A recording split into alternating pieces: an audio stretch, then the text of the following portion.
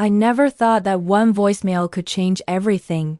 Not just my relationship with my brother, but the way I saw my entire family.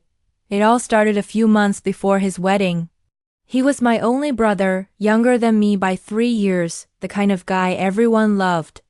Charming, funny, and the golden boy of our family. I was proud of him, truly proud. When he got engaged, I was the first person he called. He said, "Sis, I want this to be the best day of my life." And without hesitation I replied, "It will be. I'll make sure of it." At that moment, I didn't know how much that promise would cost me, not just financially, but emotionally. I had been saving money for years. I worked long hours, skipped vacations, and kept a little emergency fund tucked away. So when my brother said he was short on wedding expenses, I didn't think twice. I transferred $5,000 to his account that same day. He thanked me, or at least he sounded grateful. "You're the best sister ever," he said. I'll never forget this. But I've learned something since then. People don't forget what you do for them. They forget you.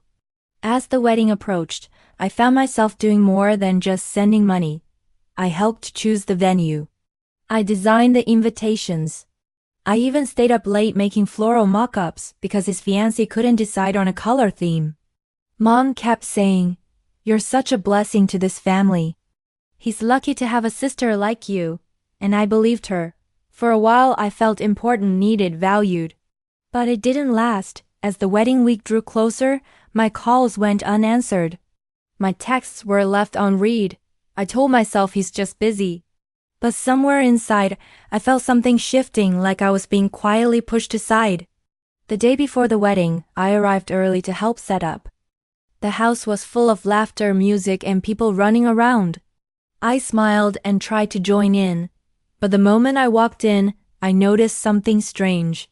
His friends were whispering. His fiancée avoided eye contact. And my brother barely looked at me. Still, I brushed it off. Don't be sensitive, I told myself. It's his big day. Maybe he's stressed. That evening, my daughter and I stayed over at Mom's place to help prepare the next morning as breakfast for the guests. My daughter Emily, she's 14, smart, observant, and sometimes too honest. She noticed things I didn't, or maybe I didn't want to see them. The next morning, the wedding day, everything looked perfect. White flowers, golden lights, laughter, it felt magical. But beneath that sparkle, there was something cold. The kind of cold you don't feel on your skin, but in your chest. I saw my brother across the lawn, talking to one of his friends. He was laughing, not the joyful kind, but that arrogant, careless laugh people have when they think they're above someone. After the ceremony, while guests were eating, I sat with my daughter under one of the big white tents. She was playing on my phone, scrolling through pictures, taking silly selfies. Then suddenly her face went pale. "Mom," she whispered. Before I could reach her, she accidentally pressed play. And my phone speaker came to life. It was a voicemail from my brother. His voice was unmistakable. "Yeah, she sent the money," he said, laughing. $5,000, can you believe it?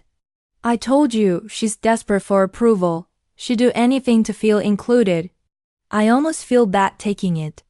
Almost. Then someone else in the background laughed. His fiancée's voice. She said, "Well, at least we can use it for the honeymoon." And they both laughed again. I froze. The sound cut deeper than any words ever could. My daughter stared at me, wide-eyed. "Mom, I didn't mean to," I shook my head. "It's okay, sweetheart." But it wasn't. It wasn't okay at all. The rest of the evening passed in slow motion. Every laugh felt fake. Every compliment felt hollow. I stood there smiling, greeting guests, posing for pictures, while inside something in me was breaking apart. At one point, my brother came over, beaming with pride. "Sis, how do you like it? Everything turned out perfect, right?" I looked him straight in the eyes. "Perfect," I said quietly. "Exactly what you deserve," he laughed, not realizing the weight behind my words. But Emily, my daughter, she knew. She saw it in my eyes, the calm before revenge. I couldn't sleep that night. Every time I closed my eyes, that voicemail replayed in my head like a haunting echo. Desperate for approval. Those words sliced through me over and over again. I had given him everything I could: money, time, love, and this was how he saw me? A joke. A charity case. Someone to use when convenient. I didn't cry that night. Not one tear. It wasn't sadness anymore. It was something colder. It was realization. The next morning, I watched the sun rise from my mother's porch. The wedding was over, the decorations half taken down, and I could still hear the faint sound of music in the distance. Everyone thought it was a perfect day except the person who made it possible. My mother smiled warmly. "Everyone's praising you," she said. "Your brother's so lucky to have you." I forced a smile. "Yeah, lucky." But inside I whispered, "No, Mom, I'm the fool, not him." I tried to act normal for the next few days. I thanked guests for coming, helped clean up, and even texted my brother congratulations. He replied with a cheerful, "Thanks again, sis. Couldn't have done it without you." Every emoji felt fake. Every word, a knife hidden behind a smile. I could have confronted him right then. But confrontation gives satisfaction to the guilty. Silence makes them wonder. And that's where real power begins. I started to pull away slowly, quietly. He texted once, "Hey, everything okay? You've been quiet lately." I smiled to myself. Yes, everything's fine. I'm just learning where I truly stand. That night, Emily asked, "Are you gonna tell him you know?" I looked up from my tea. "No, not yet," she frowned. "But he deserves it." I smiled faintly. "Oh, he'll get what he deserves. Just not the way he expects." 3 weeks later, Mom invited us all for dinner. I went. It was time to observe and plan. My brother and his wife were laughing with Mom when I arrived. "Hey, sis," he said, hugging me like nothing had happened. I smiled. "Hey, congratulations again. Married life treating you well?" "Best decision I ever made," he said. "Glad you both had a wonderful time," I replied. That was the moment I decided if they could use my kindness as their joke, then I would turn their joke into their lesson. I began collecting small details: his job, his debts, how he borrowed money from family and never paid back. I started writing everything down: dates, amounts, names. It wasn't anger anymore. It was focus. One night, Emily saw me writing. "Mom, are you planning something?" I smiled softly. "Don't worry, honey. I'm just learning how people show who they really are. You're not gonna hurt him, right?" she asked. I took her hand. "No, sweetheart. He's already done that to himself. I'm just going to make sure he finally sees it." Days later he called. "Hey sis. Thinking of buying a new car. Could you maybe help me with a small loan?" I almost laughed. He had no idea what was coming. "Of course," I said sweetly. "Come over tomorrow. We'll talk." He came over smiling, relaxed, like he owned the world. He sat down, asked about tea, talked about cars and plans. When he sat, I slid a small folder across the table. He glanced at it, then at me, then back at his phone. "What's that?" "Nothing, just some papers," I said. "But while you're here, maybe we can sort out that little loan you mentioned." His eyes lit up. "That would be great," he said. "I'll pay you back as soon as you remember who helped you," I said quietly. He looked uneasy but laughed it off. I let him talk, watched how easily lies came out of his mouth.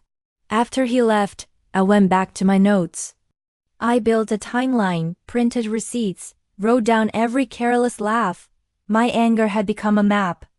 I wanted him to see what he'd ignored. The plan wasn't revenge, it was clarity.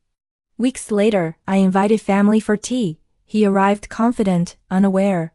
I started small, asking about money, memories, things we'd done together. Then, casually, I placed the folder on the table. He opened it, curious. The first page had transfers, dates, notes. His smile faded. He flipped the pages, his fingers trembling. The room fell silent. He looked up, the arrogance gone. Where did you get this? I kept everything, I said. For your sake and for mine. He tried to laugh. Sis, don't be dramatic. I'm not, I said. This isn't about money anymore. It's about respect. I closed the folder and handed him an envelope. Inside was a simple ledger for repayment. You can pay me back, I said. In installments if you need to. Or start by acknowledging what you said. He looked down, voice small. I'll handle it. Days passed. He began to change. At first, a text to apologize. Then quiet efforts, a small payment, an offer to help. It wasn't grand, but it was real. Emily noticed and smiled. We can be better, she said. She was right. Revenge didn't have to break people. It could rearrange them. A few weeks later, he asked to meet. I owe you an apology, he said. We met at a cafe. He looked smaller, the shine stripped off. I heard the voicemail again, he said. Mom played it. I didn't realize how cruel I sounded. You didn't deserve that. I didn't say it's okay.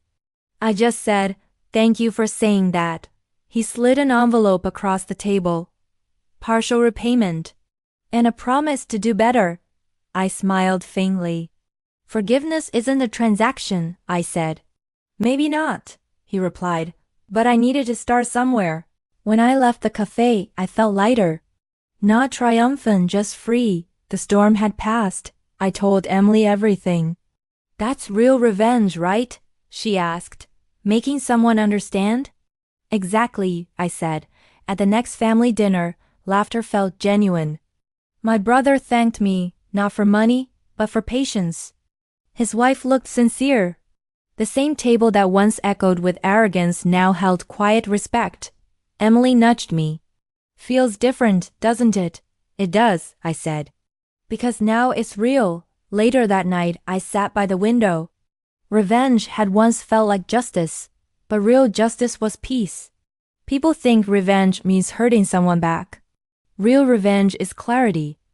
It's walking away without bitterness, knowing they finally see what you always did. I whispered, I paid for his wedding.